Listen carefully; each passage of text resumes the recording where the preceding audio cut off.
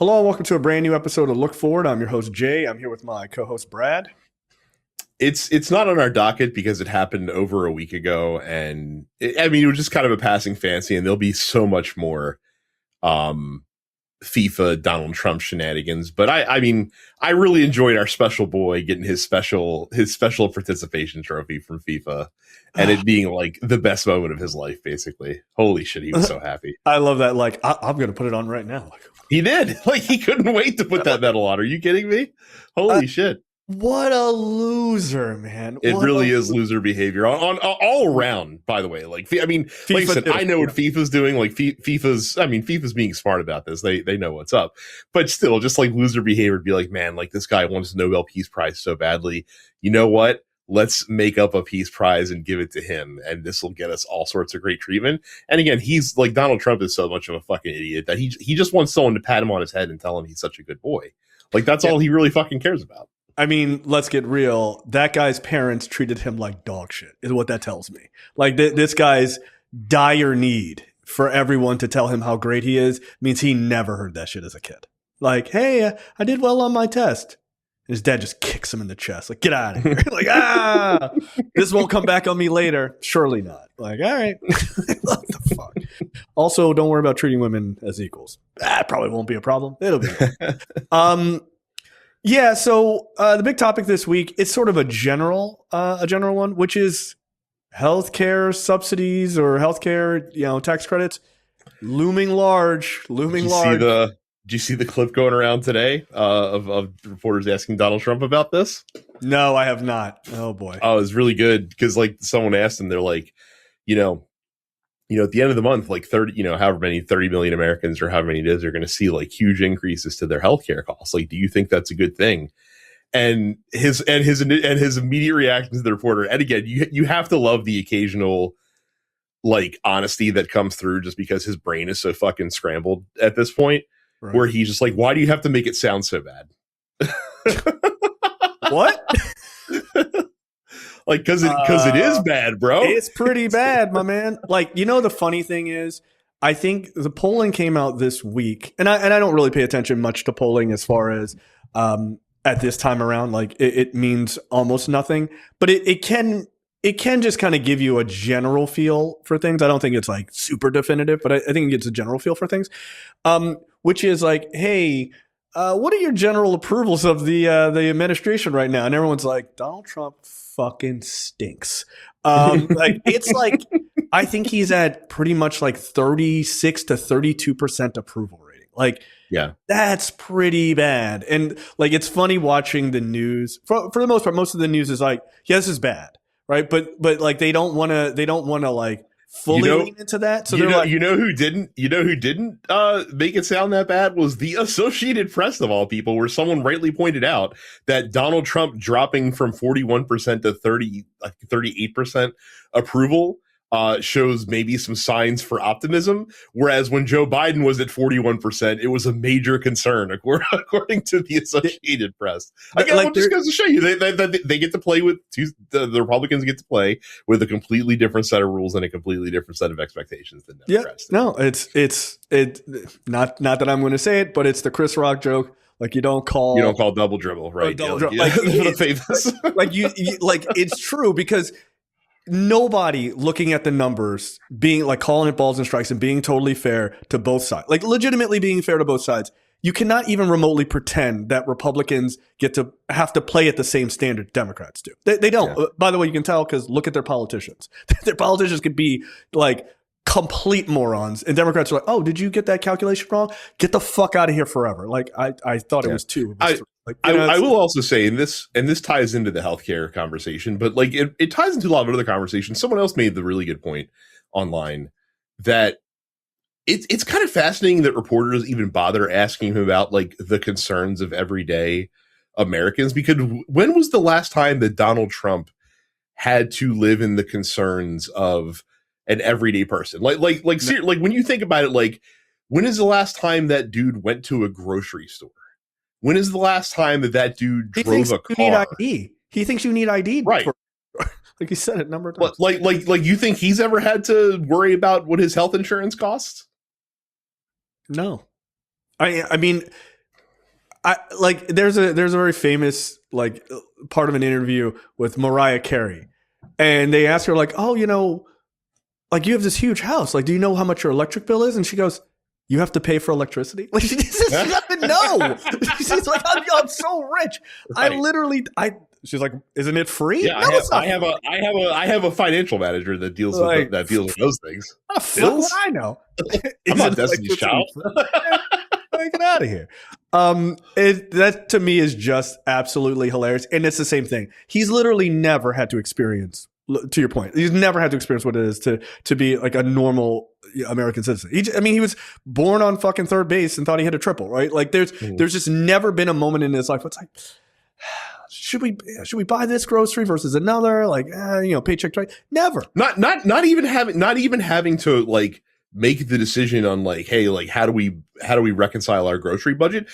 I don't know that Donald Trump has ever set foot inside of a grocery store to shop ever in his life. Why would he have to? Yeah. Why would he have to? Right. I mean, like if you look back at modern presidents, probably in our lifetime, the only ones that may have, that we know sort of definitively who kind of came up in that, like maybe Ronald Reagan did, right? Like, because he's 1,000 years old. I don't know. Did they even have grocery stores when he was a kid? Was he ever a kid? Probably George H.W. Bush at some point. Like his family wasn't like super, super wealthy. I mean, they became wealthy, but I think he probably started out with like, probably middle class, maybe even upper middle class. Certainly George W. Bush never did, right? Like everyone's like, oh, he was a down home boy. Like, his dad was the vice president and head of the CIA. He's never had to for a real long time. Right. He was in the house before that. Like right. like that money is right. That money was already there. Bill Clinton seemed to come from pretty meager means, early on. So he would have known something about that. Obviously, Barack Obama came from meager means. Like most of these guys, but if you go through the list of American presidents, it takes a while to go back to like a bunch of broke motherfuckers became president, right? So a lot of people just started with wealth. And Donald Trump has he didn't even build it. He always had it. It was just always there, right? So yeah, it does make for those statements of like, why are you making this such a big deal? Surely, like it's not a big deal. But at the same time, it's quite literally the real life version. If it's one banana, what could it cost $10? Like right, that's exactly. Here's $10. Go watch a Star Wars. Like I don't know what it costs. Right? But at the same time, his administration is also doing this too, which is like, Dr. Oz or Mehmet Oz came out and was when they were like, hey, look, the shutdown was going on, hey, what about these subsidies? This is kind of a big deal. And he was like, the price is going to raise like $50 a year. That's just objectively a lie. Like, I mean, it'll go up, but like by $50, you won't even notice it. What data are you getting this from? You're just making it up. I mean, you're getting the data where Republicans always get their data out of their ass, right? Like, let's say the sky. They just make shit up. So, the tooth fairy. Yeah, I got this. This note was left under my pillow by the CBO. Yeah, was it really? Not really. But so, what are the plans that they're trying to pass in Congress? Well, I heard they're going to roll out their plan next week. The long awaited healthcare plan, 16 years in the making. It should be fucking amazing. So there's the there's the Moreno-Collins plan.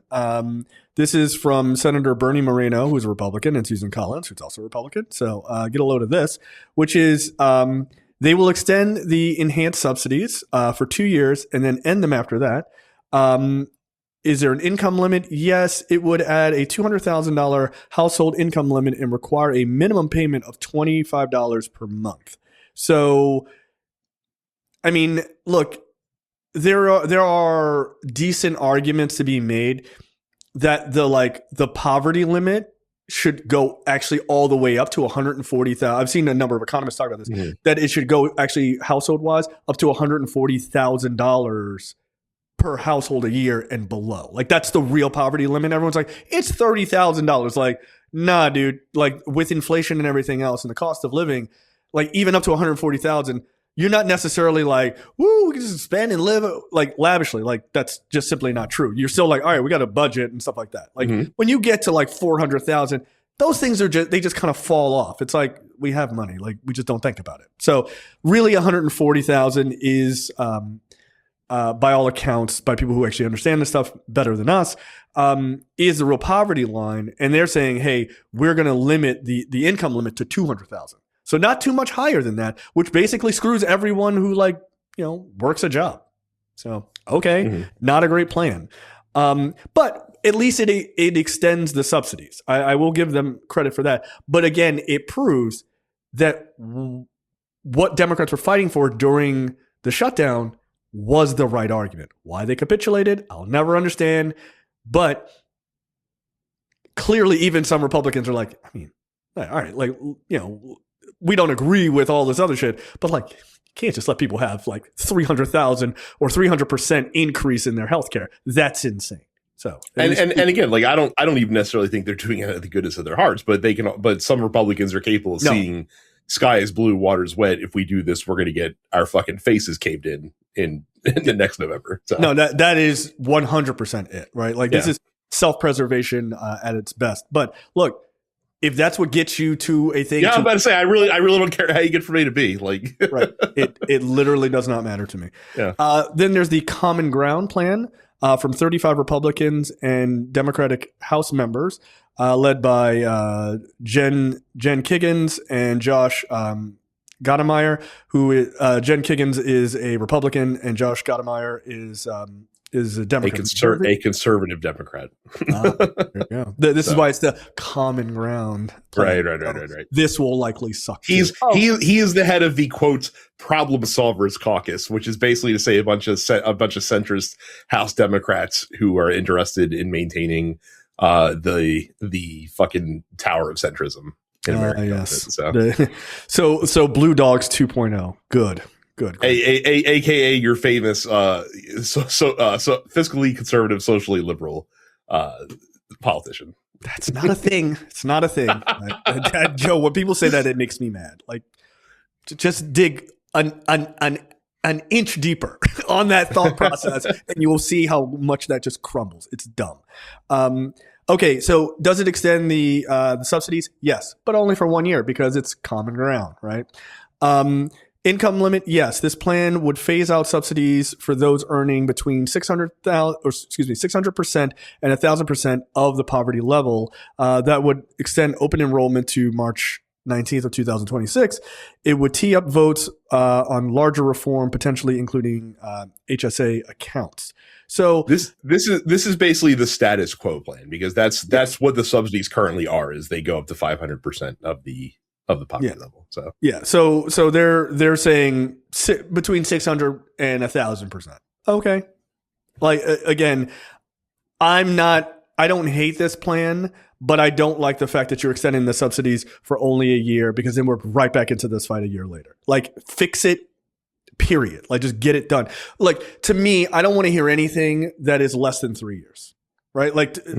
3 years, new president, and then if we need to have that fight, we'll have that fight. But I don't want to have this back and forth fucking every year with Donald Trump. Fuck that. I mean, AKA this is the Democrats' plan, where it's just hey, extended 3 years and don't change a thing, essentially. Yeah, pretty much.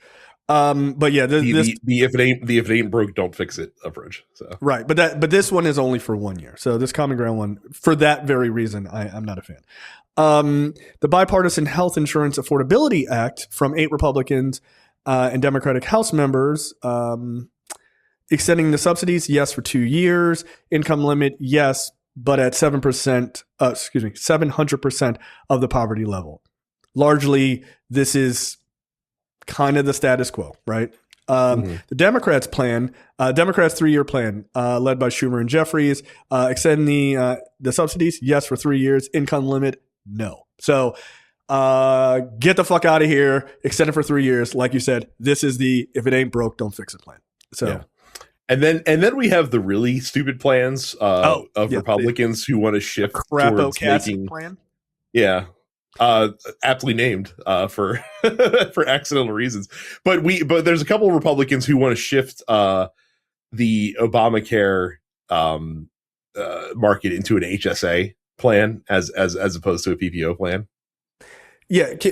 what is the difference between an HSA and a PPO? So basically, a PPO is where you have like copays and shit like that. So like when you go to your doctor's office, like your insurance picks up usually 80%, you pay the other 20% out of pocket, or you have a fixed copay for certain visits for certain customers and stuff like that. Sometimes PPOs will have like deductibles where you have to spend out of pocket up to a certain amount before the insurance will start covering things. An HSA plan is basically a health insurance bank account. So basically, instead of just the easy method of insurance, the government just would put money. Basically, the subsidy money would go into a HSA account that you then have to spend. But if you end up spending, through that HSA money that gets dropped in every month, then anything else that comes out of pocket. HSAs can be potentially really good if you're like super healthy, right? And like you never get sick, and all you have to do is go to the doctor's office, once a year for your annual physical. Like that's where an HSA can come in handy. But for most people that have to routinely use regular doctor services, even if it's not like an every month kind of thing, like if you go to see the doctor, if you have chronic issues, if you have if you have to see a specialist for any reason, you definitely want a PPO ideally. Yeah, the idea of and Republicans have been trying to run on this for quite some time, this idea of like these health insurance accounts. To your point, yes, it works really well if you're healthy. I don't know. Have they gone outside and looked at Americans? Not exactly in the best. Health outcomes, not great. But the other aspect of that is what you're hoping is that there are more people who either will not use healthcare or that are unbelievably healthy, again, which is counterintuitive to the actual facts. And you're just kind of like, here's a wish and a dream. I hope nothing happens to you. And it's not enough money, right? Like there's not like tens of thousands of dollars getting dumped into this thing every month. And you're like, all right, well, I'm good. No, it's not. What is it? $1,000 or $1,500? It's fairly low.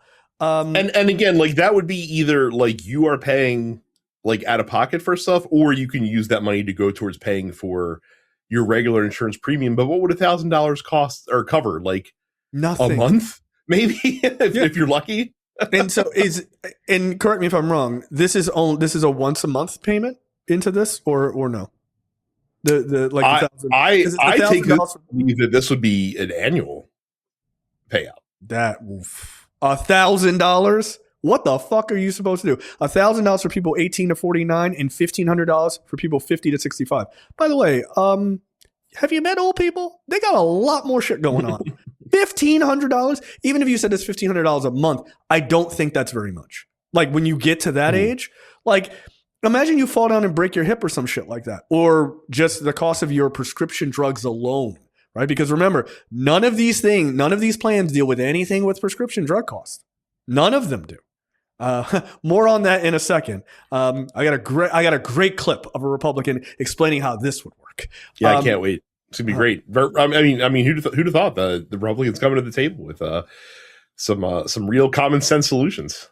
Finally, this is the real common ground right here. Jesus Christ. So all of that being said, these all like the I'm pronouncing his last name wrong on purpose, but the Crapo Cassidy plan that got rejected. The Democratic one I think got rejected or is about to be rejected. Like Republicans are not voting for that shit. Like, knock it off. None of these are going to make any inroads because they all fail to do, except for the Democratic plan, they all fail to do what needs to be done, which is fully extend the subsidies without fucking over poor people at the same time with these limits, right? Like the limits and the subsidies aren't breaking the bank, by the way. They're not breaking the bank for the American economy. Keep in mind, we just gave $40 billion to Argentina to, shore up their economy as it's been failing under libertarian nonsense. At the same time, this wouldn't cost that much money.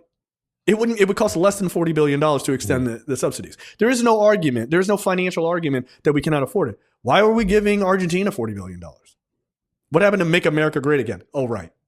But, make our I friend. mean, you can just slide. I mean, the acronym stays the same. You just substitute one proper noun for another. It's easy. That's true. I will also say, so like, in case you ever wondered like why Republicans fight tooth and nail to keep cool things from happening, and also why a lot of centrist Democrats do the same thing, quite frankly. Yep. This is why, because once people get a taste for things, it becomes really hard to take it away. It's like, giving the kid the toy they really want, and then it's like, all right, I'm going to take this from you now. It's like, no, you're not. Like, if you're not, I'm going to throw a fucking temper tantrum. Like, you must be out of your fucking mind, right? So you see why that they want to fight tooth and nail for these things, because as you know, like Nancy Pelosi was derided for saying, but she's eventually been proven true. Like, you know, once the plan's in your hands, like you're gonna like it. You're gonna think it's good, and you know, we've seen that as far back as 2017 when, you know, Republicans were trying to repeal the entire ACA and got stopped from doing that. And then what happened after that? They stopped trying because they knew that, like, hey, if we go down this road, they tried 60 times or whatever. But yeah, eventually they got the fucking loud ass message. But I mean, that's exactly why when people on the far left make the argument of how much Obamacare sucked, I always, and you do the same. It's like, I don't think you get it. Like, you got to give people a little bit so they go, oh, I kind of like them. Like, did you like that? Well, if you like that, you'll like this. What if we make it even better? Right. And again, like, it took a fingers crossed, once in a generation pandemic to even get like the extension of the subsidies. Like that's what, you know, got Republicans to finally relent on even expanding the ACA as much as it got to get expanded. But again, like, now that that's in people's hands, they're like, okay, cool. Like, I'm glad to have this. And then it's funny because it's not necessarily once they have it where they're just like, oh, like, this is great. It's when it's about to be taken away and they see, you know, what the potential, they're like, oh, this is actually pretty great. Like I did not realize the force field that was around me. That's about my ass from week to week. Right. So then we get what can only be described as, oh my God, what is the right, like, tone deaf, you know, logic? No, it's not. Well, it's no, not because he understands. He understands. Well, no, but even if he did, even if he was completely earnest, I wouldn't call it tone deaf.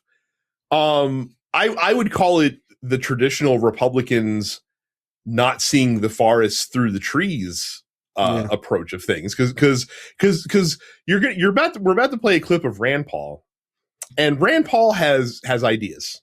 Rand Paul has some things that he wants to propose forward, and well, let's hear what Rand Paul has to say, and then we'll talk about how maybe Rand Paul might even be able to think about these plans on an even greater level. I still think he should be tackled by his neighbor on a daily basis. He learned nothing.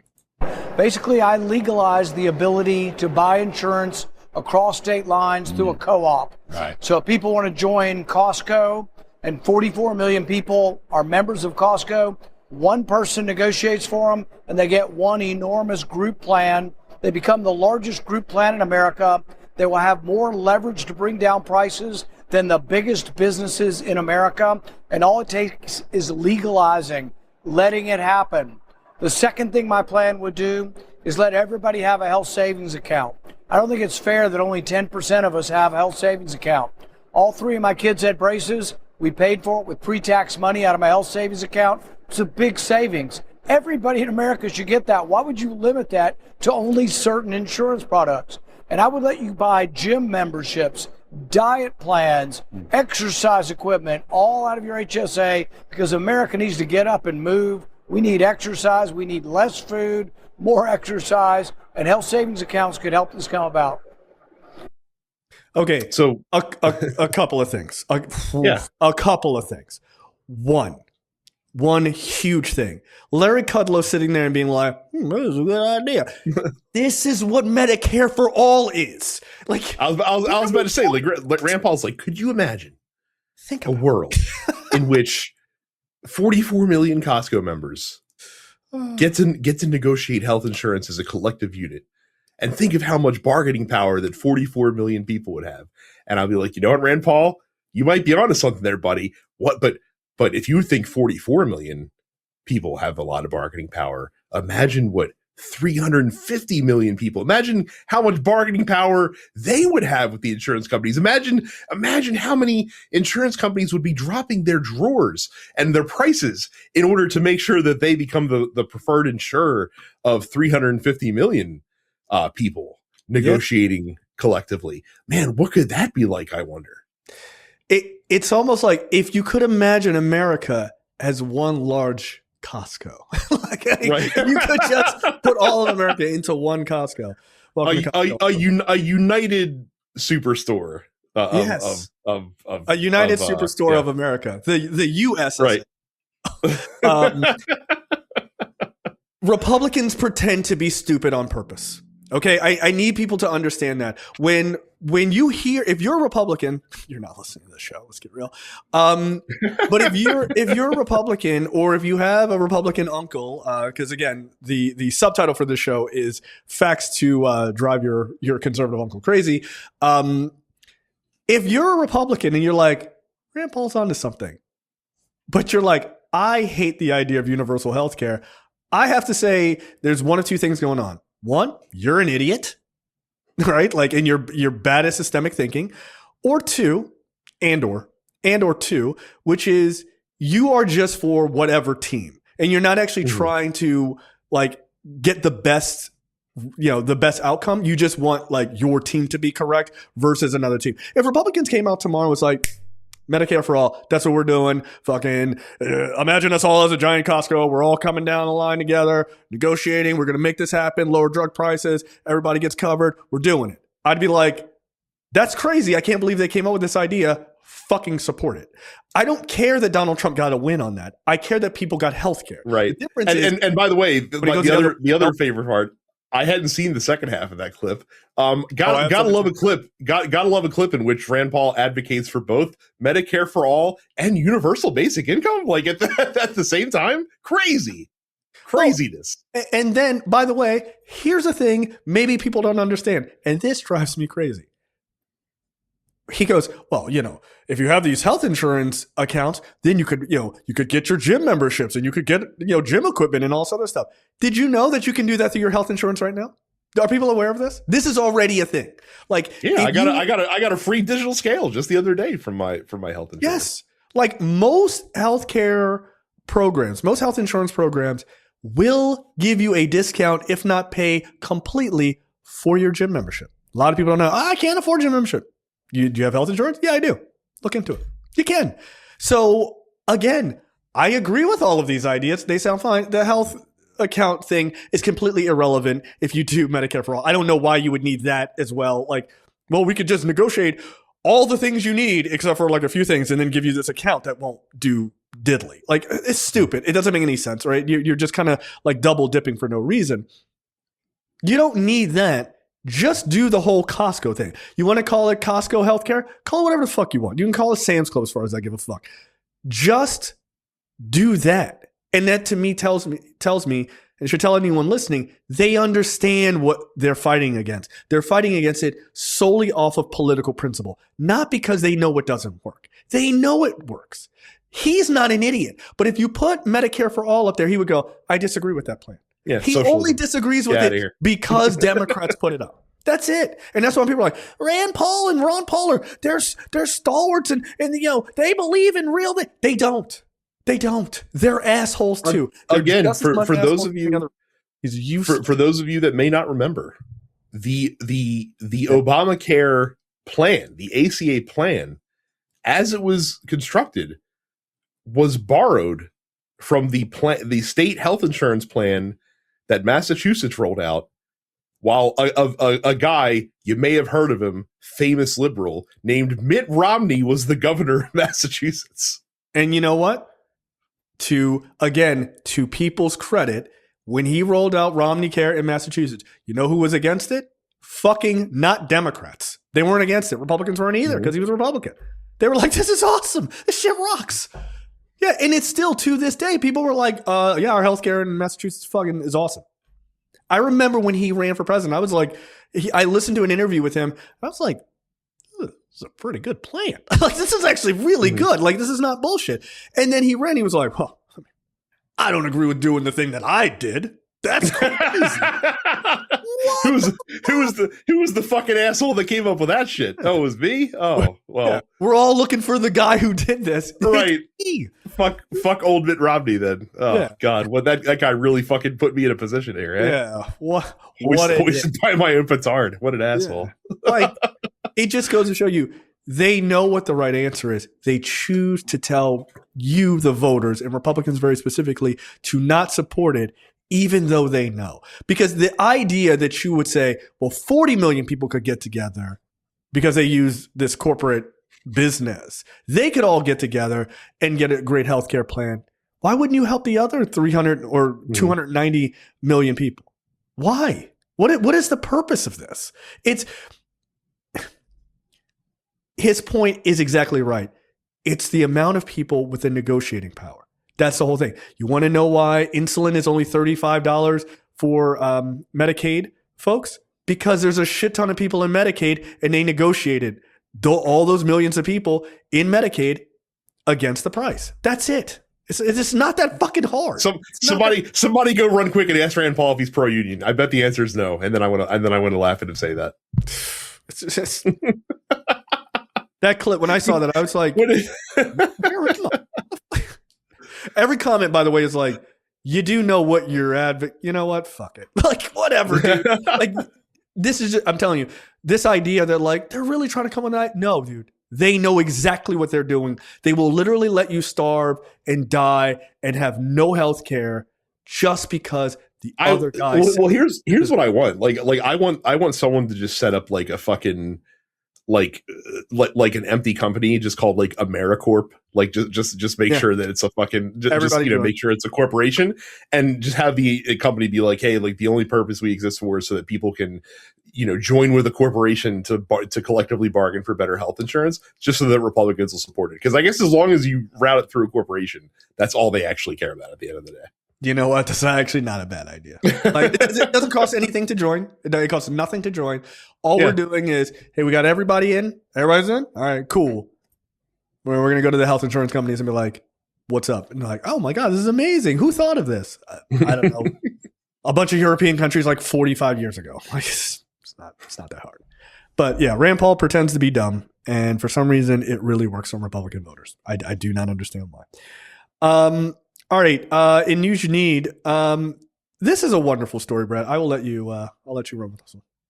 Yeah. So Indiana is one of the Republican states that is talking about gerrymandering even harder, in the wake of the gerrymander wars that we have going on across the country right now.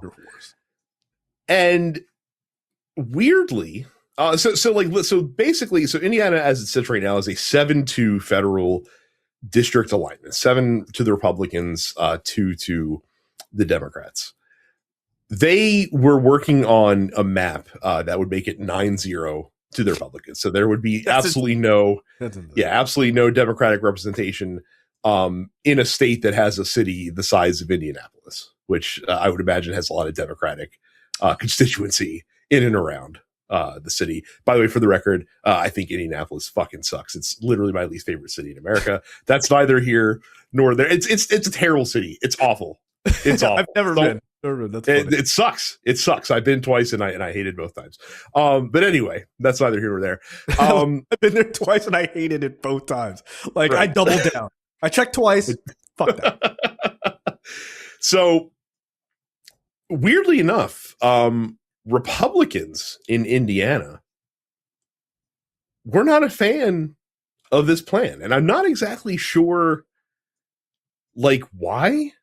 I guess like I can't really like did you hear any reasoning from them as to like why they weren't down with this? I mean, basically they didn't like the pressure campaign from the White House. Like that was a big part of it.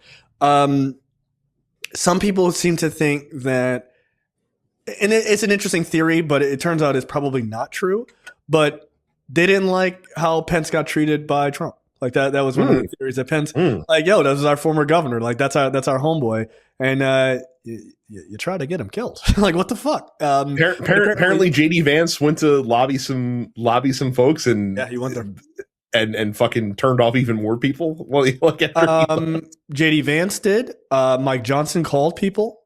Trump called people directly It's like, come on, do it for the Trump.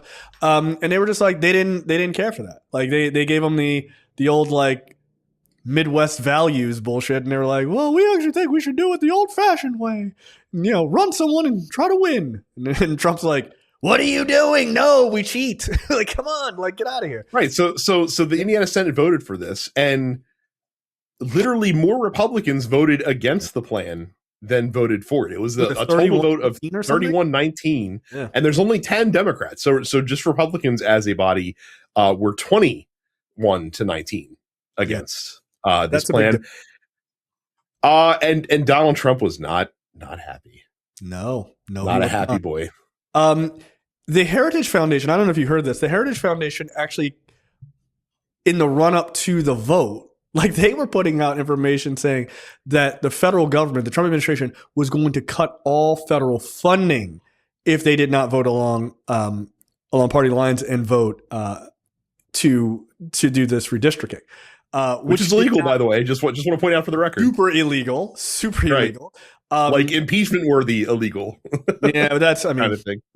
Who's still doing that these days, right? Yeah, I know. But yeah, they're like literally threatening them. Like they met, like apparently the Trump administration, or Trump quite literally had like the head of the state Senate and the head of the state House, I believe, come to the White House and sit down with Trump and some other folks, and they were just like, oh, there's some projects that the federal government would love to be teaming up with Indiana on. Think about it. Maybe we don't team up with you. And they're just like, all right, now get the fuck out of here. And they were like, cool. They got back home and they were like, nah, fuck that guy. So they were like, nah, we're not doing it. Look, I give them credit for this because this is a big deal. Look, I don't like giving Republicans credit for much of anything because they don't deserve it.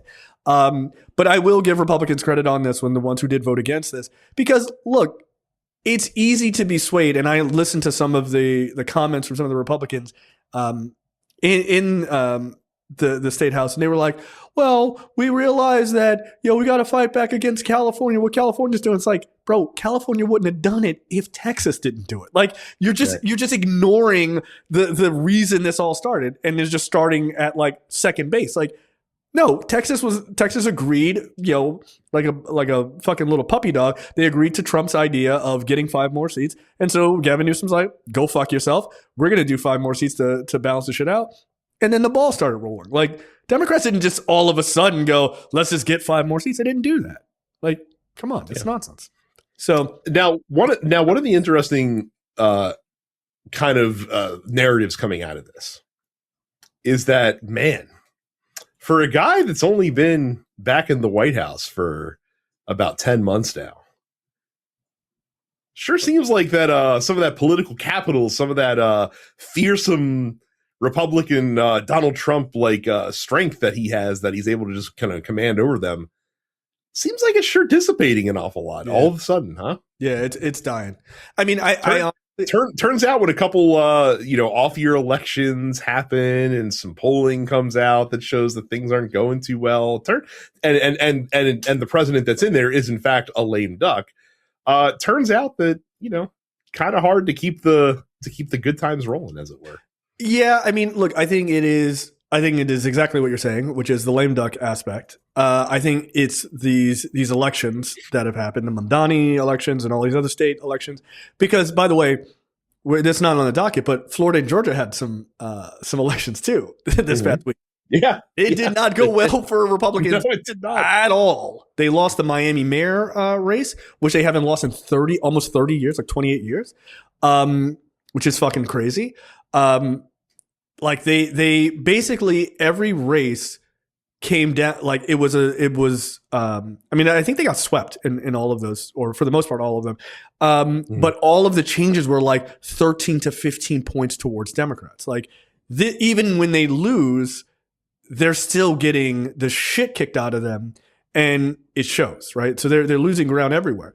But I also think there's another looming thing that I think a lot of Republicans are truly considering, but they may not be saying it, which is the closer this Epstein shit gets to the surface, The further you want to be away when the grenade goes off. So. Right. How close you? Yeah. He's my friend. It's like, and then tomorrow you're like, fuck, I didn't mean to do that. And so I think a lot of them are just like, look, bro, let the dust clear. Like if it clears and you're good and it doesn't seem suspicious how you're good, like then I think they'll kind of wrap back around him a little bit more. Maybe not fully, but like I think some of them will come back. But I think that's exactly right. They don't want to be near that grenade when it goes off, dude.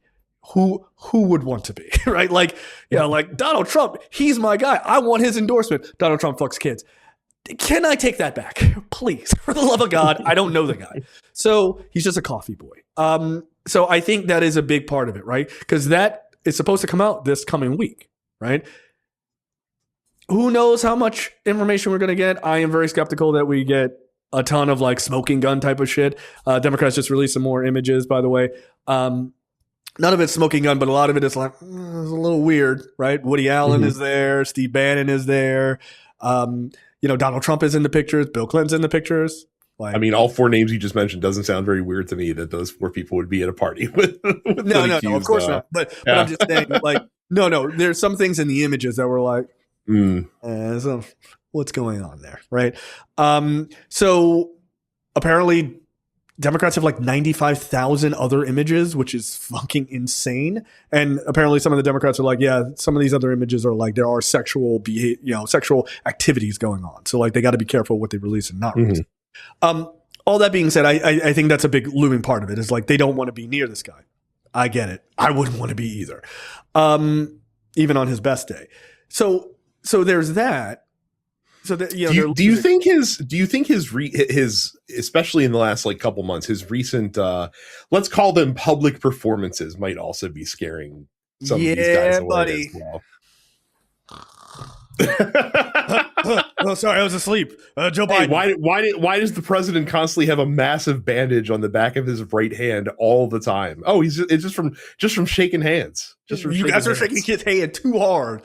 And the back of his hand specifically, like they're grabbing him like this. They're like, here, like, hi. Oh, my Mr. hand. President, I love you. Yeah, it's not a thing, you fucking weirdo. So yeah, it could be that too. But I mean, I think fundamentally, the Russian agent is cut, right? Like to paraphrase a great movie.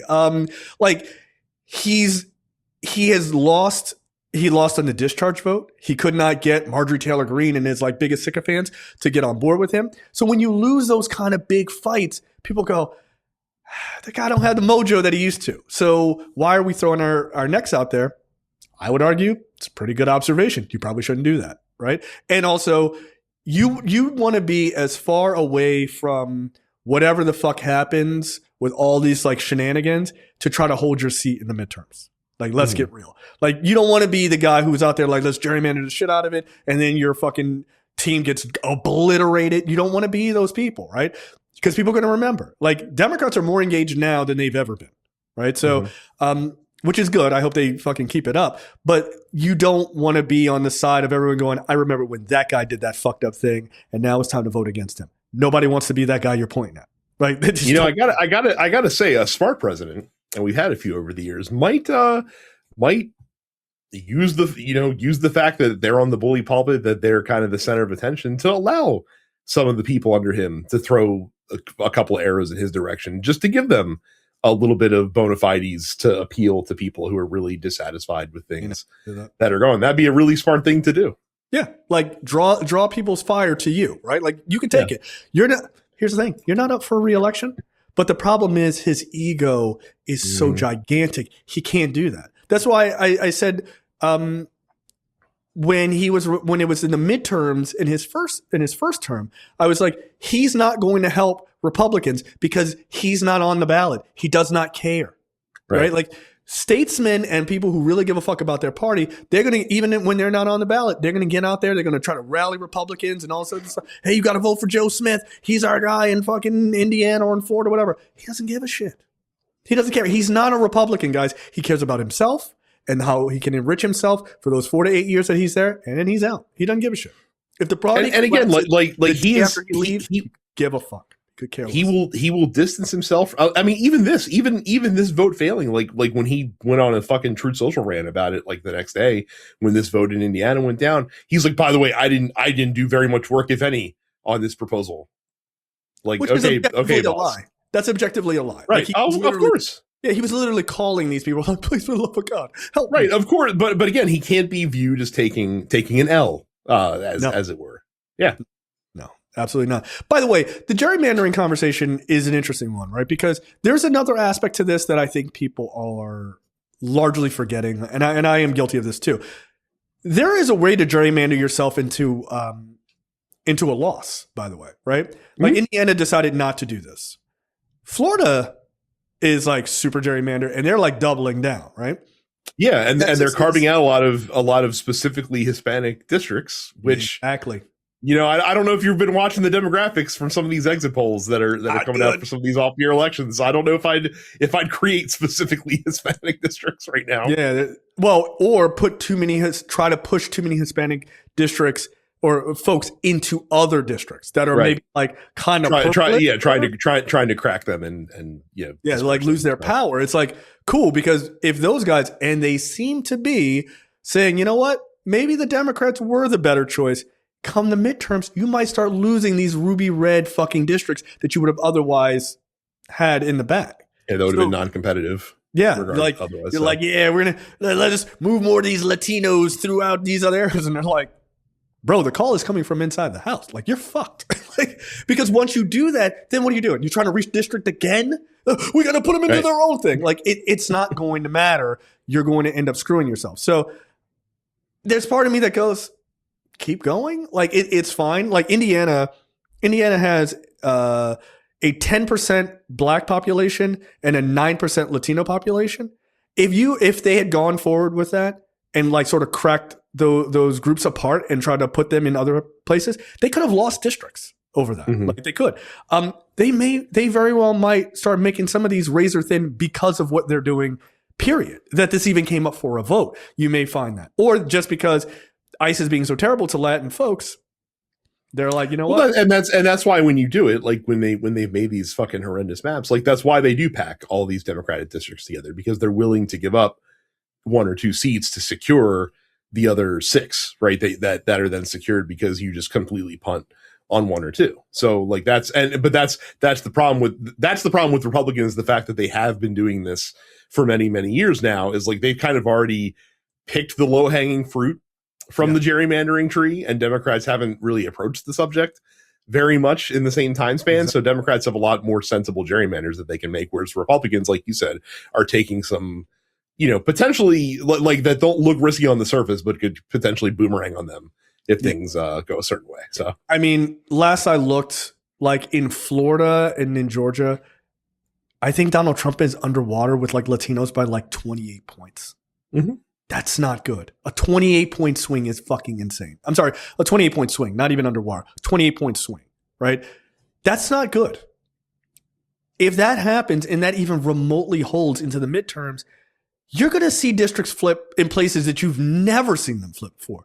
And then again, I hate that this happened to Latin folks, these raids and shit like that. I'm not a fan of it.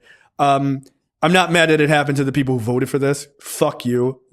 Learn a lesson, right? But I'm not pleased with the people who didn't vote for this. But what it will do, and Republicans really have fucked themselves in this because they've gone full into this, is what it is going to do. It is going to make Latin folks, at least for a generation or two, hardlined against your party, just like black people are, because they got to see the real you. When it was time to make America great again, what did you do? You went out and rounded up Latin folks and shipped them off to foreign countries. They're not going to forget that shit, dude. They're not going to get it in an afternoon. Well, we'll see, because you would think that black people would learn that lesson in 2020, and then a lot of black men did not remember the lesson 4 years later. So right, yeah, but let's be honest here. 90% of them did not.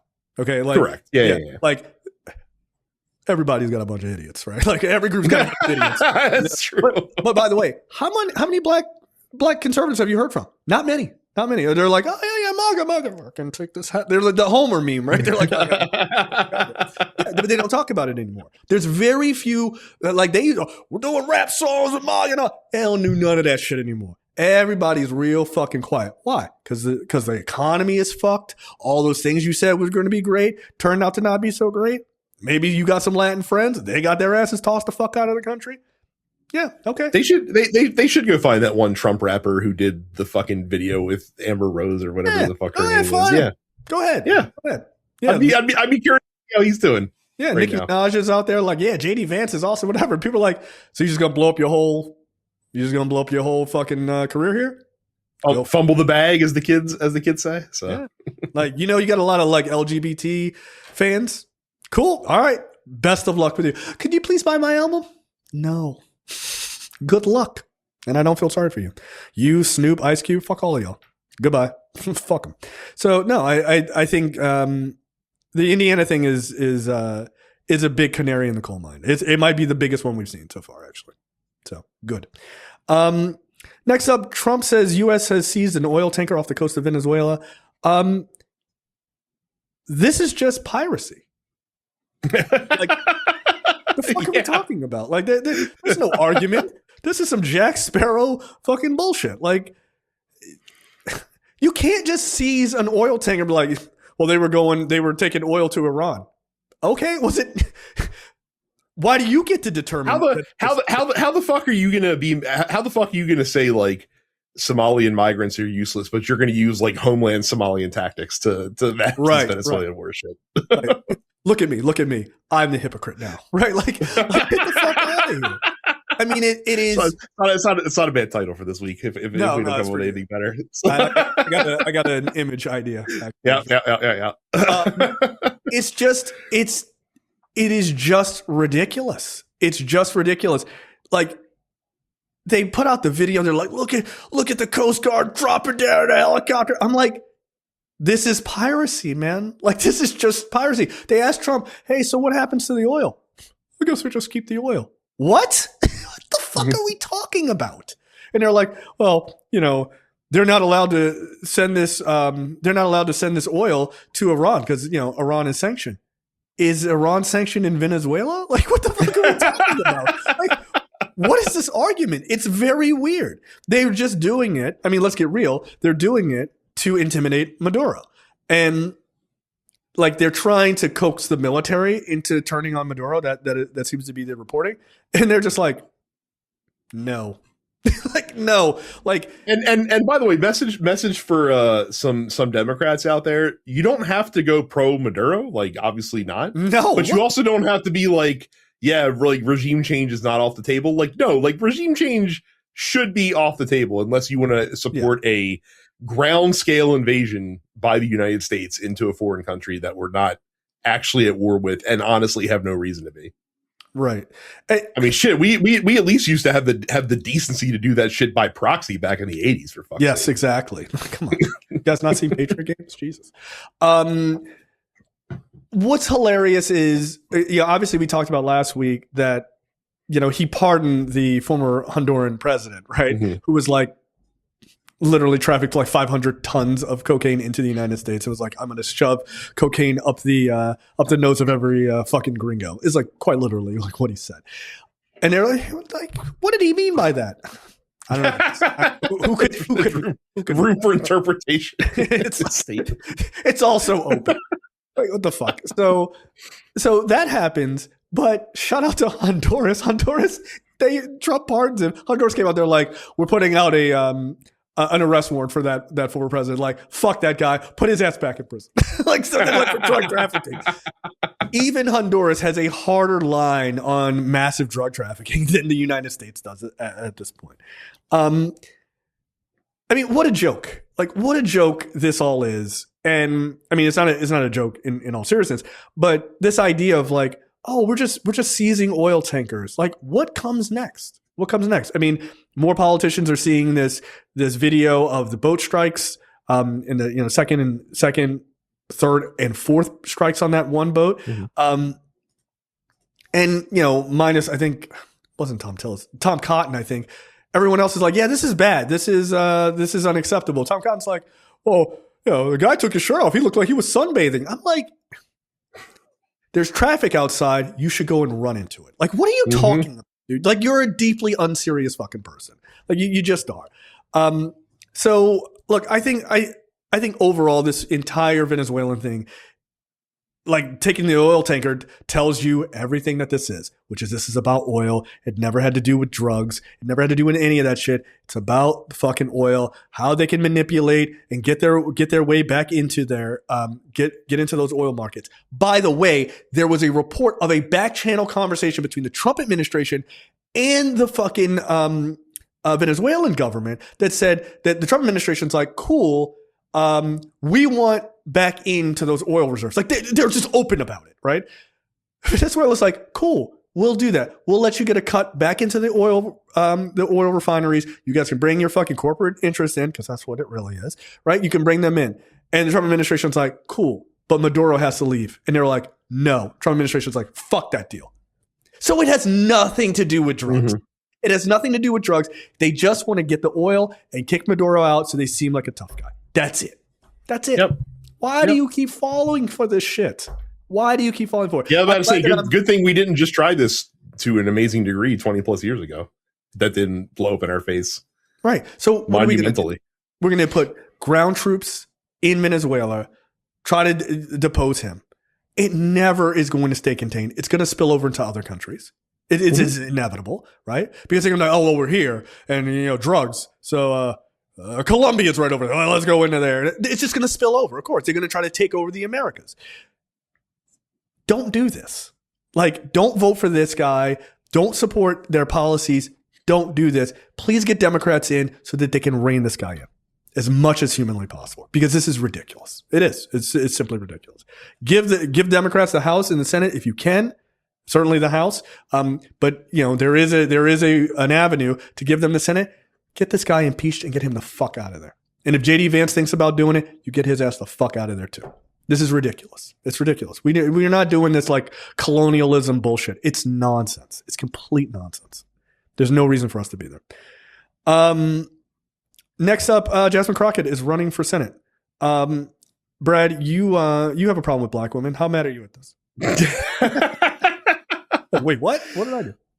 What do you think of this? I'm mad that we're going to be losing a very. He's awesome. I like Jasmine Crockett a lot. I'm mad that we're going to be losing a very effective House representative by her advocating that seat, and I'm upset because I don't think she's going to win. Like how many times are we going to fucking do this dance and believe in the chosen one that will finally be the blue light that can overcome the yellow rose of Texas.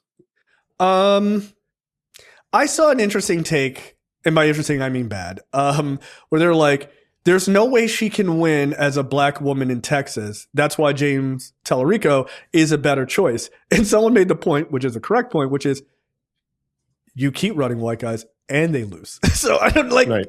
Like it's a terrible take. By the way, I like James Tallarico too. Like he's. I think whoever comes out of that primary will be. To be clear, I don't think James Tallarico can win either. I don't think that there's a magic Democrat that can win statewide in Texas as things are currently constituted. We've seen it before. We've seen, and again, like you've tried Beto O'Rourke, came closest. Then you tried him against John Cornyn, and he lost by more. Then fucking Colin Aldred tried it against Ted Cruz and lost by more. Like it's not going the right direction. And I understand that this year, again, would be another quality year to give this a shot. And maybe this is the year that you have a chance. But like until it happens, I'm just not going to believe that it can. So, okay, I don't disagree that it's going to be at least tough. Here's where I think Crockett actually has a benefit over Tallarico. Right. And again, I like both of them. So I'm not here to be like, James Tallarico sucks and Jasmine Crockett's awesome or whatever. Because like people are like immediately warring between the two of them. I'm like, what are you doing? Why do we need Republicans? The primary doesn't have to be like this. Like it can just be a contest of ideas as these things are supposed to be. A marketplace of ideas, Brad? Really? No, but I agree with you. Like look at the New York the New York race, right? They were just like, hey, vote for Mamdani or vote for the other guy, the other Democrat. Like, hey, we don't win, I'm voting for that guy, and if I don't win, I'm voting for him, right? Like, you don't have to be knives out. And that's a little different just because New York was ranked choice, so like it makes sense to form those coalitions. But you don't have to have a knives out sort of situation against your opponents. No, because eventually all you're going to have to do is turn around and be like, hey, all that shit that I've been saying for the last 5 months, forget about all that. Like, actually. Right, this guy doesn't fuck sheep. I just said that to just fuck his campaign up. Like, don't do that. Like, this is crazy. Right?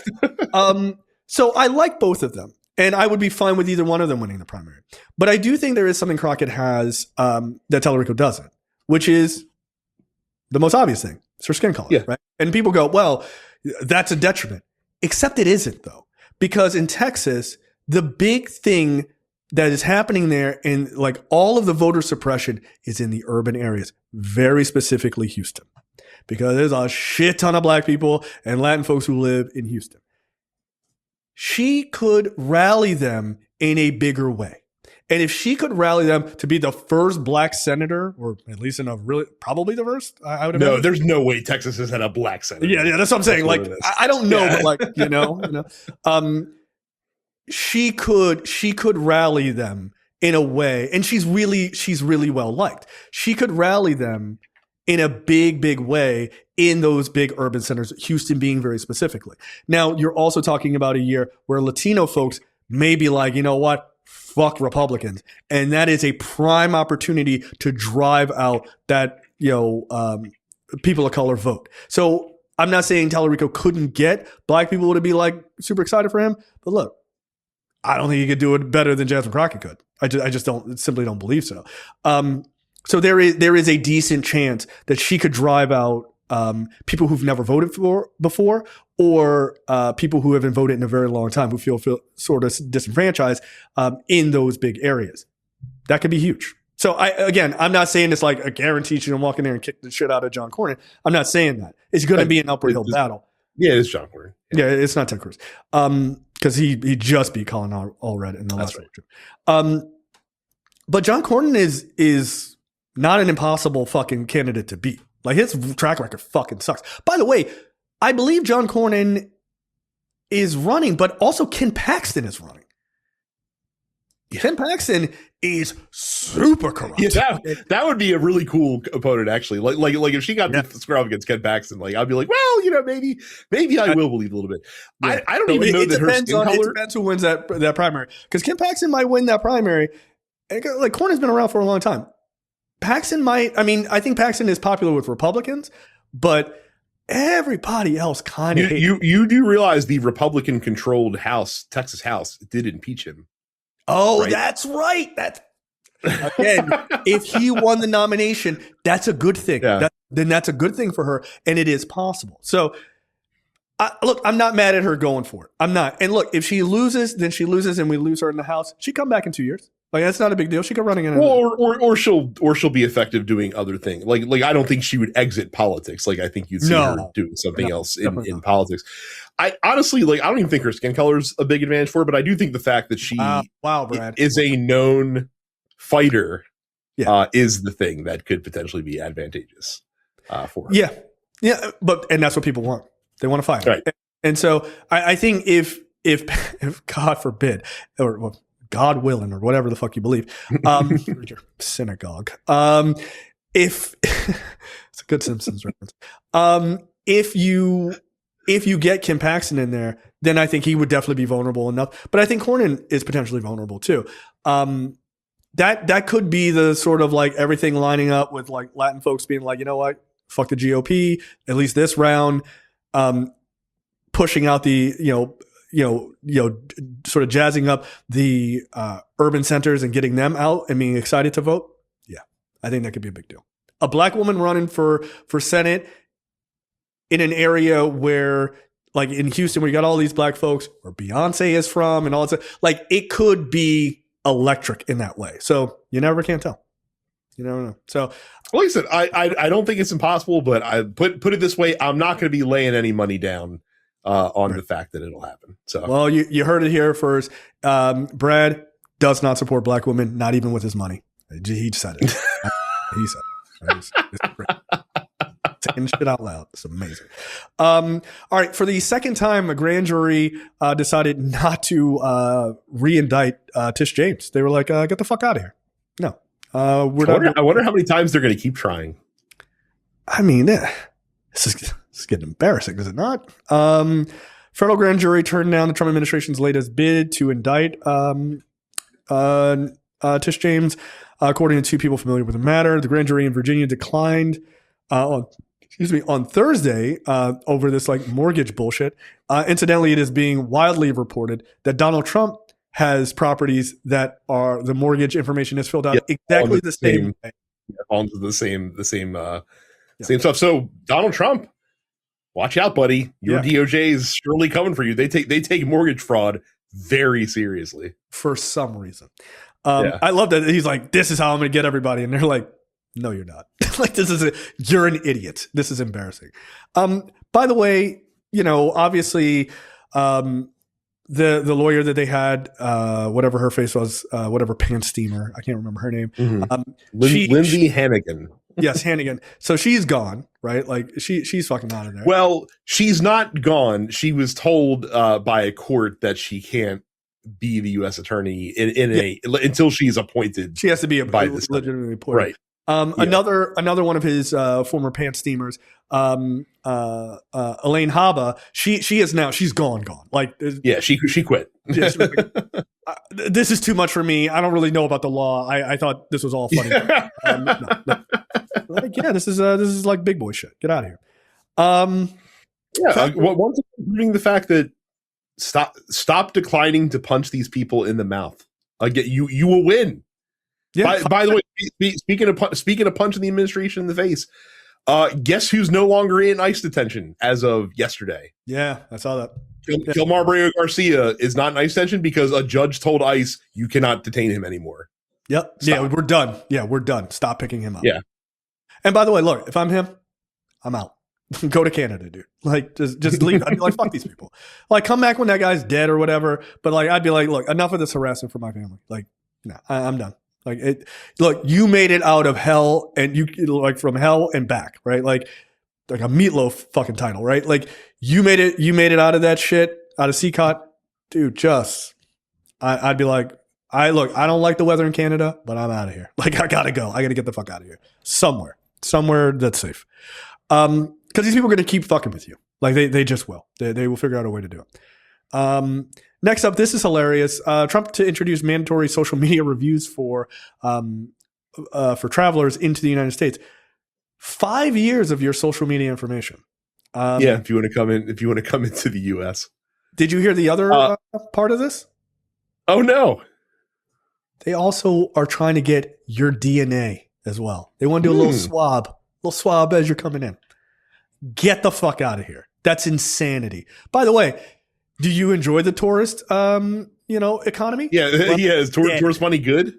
Yeah. Now that being said, I mean, because he's trying to enforce this through executive action and not through legislation, this would give him the opportunity. Like people would be like, wow, like you'd think FIFA would be upset about this. Oh, trust me, if you're coming for the World Cup, I'm sure you will have a nice carve out to just be able to fucking, come right on through without. Yeah. Oh yes. You think FIFA's going to let him harass potential World Cup attendees as they're coming into the country? Yes, I do. Here's the thing. How do you know that they're there for the World Cup? How do you know that? You just. I mean, how are you going to enforce this in the first place? Is also my question. Can't someone create like a fucking burner and populate it and be like, yeah, here's my fucking social media accounts, bro. Well, yes, you could, but that's still you're still going to have to give up that information. It's very easy. Like you're coming in immigration, like, hey, give it up. I don't even know how that works. Like, what's your Facebook account? Like, what is that? That's what I'm saying. That's what I'm saying. Is that how do you even enforce this? So this is apparently this is just a proposal right now, so it's currently under public comment. So, I guess if you feel like taking a minute to tell them to laugh at them, you can do that. So yeah, basically they would have to include any email addresses they've used over the last 10 years, phone numbers over the last 5 years, extensive family member information, and to your point, even potentially biometric data as well. Yeah. No. Like, no, this is insane. Like, this is Papers, Please on a level that I am. I mean, it quite literally is the modern version of it. Quite frankly, I am not okay with that. That is fucking utter horseshit. Last but certainly not least, have you read this yet? I'd like to set it up for the listeners. So yeah, I have. Go ahead. I mean, look, we talked about some serious conflicts that the administration is potentially brewing on. We talked about them seizing, tanker off of Venezuela, the fact that, they still seem to be leaning towards supporting Russia in the Russia-Ukraine war that's going on. And of course, like the fact that, Israel-Gaza is still, simmering and not even simmering, like Israel's still doing some shady shit over there. But I think we can all be proud to report that one war, at least, has been fought and won by this Trump administration. Hell yeah. And that is the war for serifs. What are we doing, Brad? What are we doing? So Marco Rubio, the Secretary of State and holder of like 8 other jobs in the current federal government as well. Yo, it's racist, yo. Stop giving that Latin dude like 7 jobs, but not has ordered the State Department to stop using the woke Calibri font on any official correspondence going out from them, and instead switch back to the old staple that they abandoned for reasons of DEI. Times New Roman is back on the menu, boys, for official State Department correspondence, because I guess because it has Roman in the title, or like Marco Rubio like really likes the fucking serifs on all the letters that are in time. For those that don't know, serifs are kind of like the little decorative shit that hangs like off the T, like on a capital T, Times New Roman and stuff like that. Calibri is a sans serif font. Doesn't have all those little doodads or stuff like that. So of course it's not cool. It's woke. The reason that the State Department switched to Calibri during the Biden administration in the first place, and also the reason that Calibri has pretty much replaced Times New Roman as like the default font in most word processing applications and stuff like that, is because it helps mitigate accessibility issues that for individuals that have like, dyslexia and stuff like that. But fuck those guys. That shit's woke. We need to get Times New Roman back in the mix, baby. Look, I'm here to just say, this because I feel like maybe you're being a bit sarcastic, and I don't want people to take this not seriously.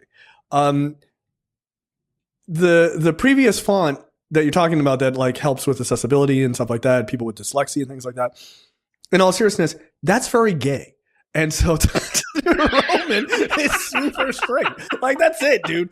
Rome, Times New Roman, Rome, gladiators, Colosseum, Russell Crowe, swords. Like, what's straighter than that? They had a lot of gay sex. But what's straighter than that, Brad? What is straighter than that? Think about it. Don't think too hard, or blood bursting out of your fucking eyeballs. But yeah, no, I mean, it's just sans serif fonts are just fucking kind of gay. Like, they're just not fucking tough. Like, I don't know, man. It's just like Times New Roman is the red pill of fonts. Like, it is. It's super important. I'm glad that they're focused on the important issues of the day. When you can't do anything else, you focus. You major in the minors. That's all you do. Like what the fuck? Who cares? Like Marco Rubio was like, "This costs a lot of money to change it." He said switching to Calibri somehow cost the State Department $145,000 to implement. Like, what are you talking about, dude? Like, that change is probably made in an email. Right? Like, click, it's done. Also, change your default font to this. Also, by the way, it costs $147,000, which is nothing for the U.S. government. This is just nothing. Right. Okay? Marco Rubio quite literally makes more than that a year. That being said, actually, I think that's what like House members make. Right? It's like $147,000. Not only is it financially not much of an argument, but if it costs so much money in your eyes, why change it back? You're costing more money again. Like, it's not a very good argument. It's dumb. Well, no. If you switch back to Times New Roman, somehow you make the money back, Jay. Oh, well, that's like the costs get reversed because, like, I guess you had to pay to license Calibri. You don't have to pay to license Calibri. It's the default font in Microsoft Word. It's really not that big of a deal. It's really not that big of a deal. I mean, much like women have to pay like a pink tax, right? Like women's things are more expensive. Like maybe there's like a gay tax, like a rainbow tax. I don't know. Like this is kind of a gay font. And so like, hey man, let's get it. Look, why don't they just bring in Andrew Tate? He can tell us what the straightest font is, right? And it's like the one we'll pick. Incidentally, he could also potentially traffic some young Romanian fonts that we could check out. Maybe. Think about it. He's super into that. There was a big report, by the way, on how the Trump administration helped get those sex traffickers out of Romania. Cool. Mm-hmm. Times New Roman, Romania. Think about it. It's all connected, man. That's right. Pepe Silva. This is it. Like it's 40 chess. Like I said, Jay Anon starts here, and it's making the connection between the State Department font switch and Andrew Tate. That's true. Think about it. Like not too much, but like think about it. That's the core center of where this all goes. Holy shit! When I saw that, it's like we're changing the font because I didn't know it changed. I didn't know it changed. This is dumb. Like come on, guys. Like we can't be this stupid. Like we don't have to be this dumb. But I guess we do. Again, like if you think I'm kidding, like he literally stated in the memo that they only shifted to Calibri because of DEI. Like he literally said it. Okay. It's incredible. Yeah. The war on fonts has begun in earnest. Oh my god. Amazing. Holy shit. All right. That is it for us. Thank you, Brad. That was a very entertaining show. Very, very fun. This week was just like kind of fun dumb, right? So it's kind of fun. Look, I'll take it. And hopefully the next couple of weeks will be like even dipshit seems to keep his powder dry during Christmas. I mean, I guess Christmas won't be fun for a lot of families who are eyeing, tripling health premium increases on the other side of that week. But hopefully we could be chill for a couple weeks.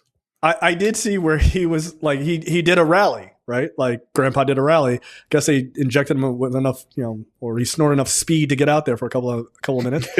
And he went out there and he was like, little girls don't need a lot of dolls. They need like one or two dolls. And he's back on that. Yes. Yeah. Fantastic. They only need like 2 to 5 pencils. They don't need 30,000 pencils. 37. He's like, they don't need 37 pencils. Who's buying all these pencils? 1 or 2. Like, who's buying all these pencils? Like, what the fuck are you talking about?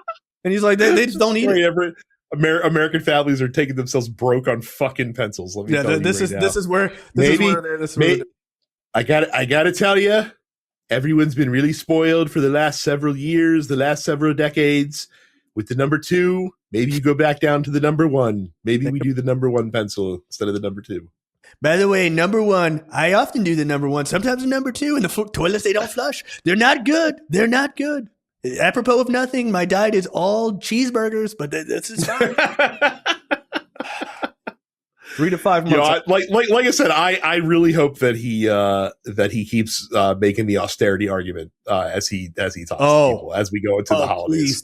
Please do. Please tell everybody you should starve to death and everything else. Meanwhile, you're building ballrooms and all this other shit. Like, go ahead. By the way, that project has been stalled. He lost the architect. Yeah, because he fired the original architect that he hired because the original architect was like, here's my designs. Trump's like, too small.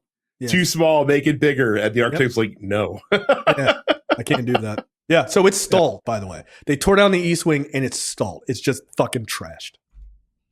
Which is it's emblematic, like, for this entire administration.